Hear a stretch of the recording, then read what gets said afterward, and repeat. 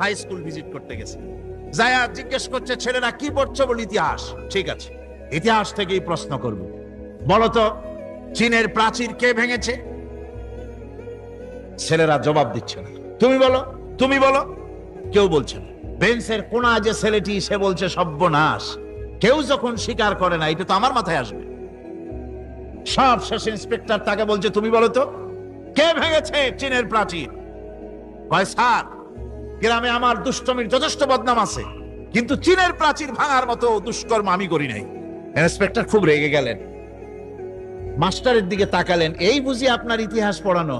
Master ইন্সপেক্টরের বিরক্তি ভরা মুখ দেখে বলছেন, স্যার রাগ করবেন না, এসব ছাত্র তো আমার, ওদের অবস্থা তো আমি জানি। আপনি আসছেন ঢাকা থেকে, আপনি জানবেন কি?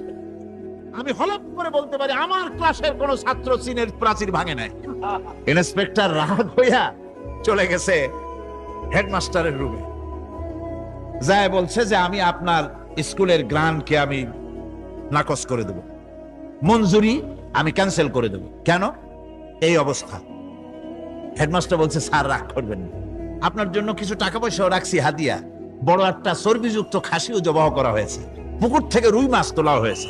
তারপরেও আমার ছাত্ররা, টিচাররা বলার পরেও যদি আপনার সন্দেহ হয়ে থাকে যে আমার ছাত্ররাই ভাঙছে, তো ওই আপনি অসন্তুষ্ট হবেন না, রাগ করবেন না স্যার, ওই প্রাচীর ভাঙতে যা খরচ লাগে আমি কিছু খরচ দেবো, তো আপনি রাগ করেন না। এখন চিন্তা করেন, স্কুলের ছাত্র থেকে শুরু করে হেডমাস্টার পর্যন্ত জ্ঞানের বহর।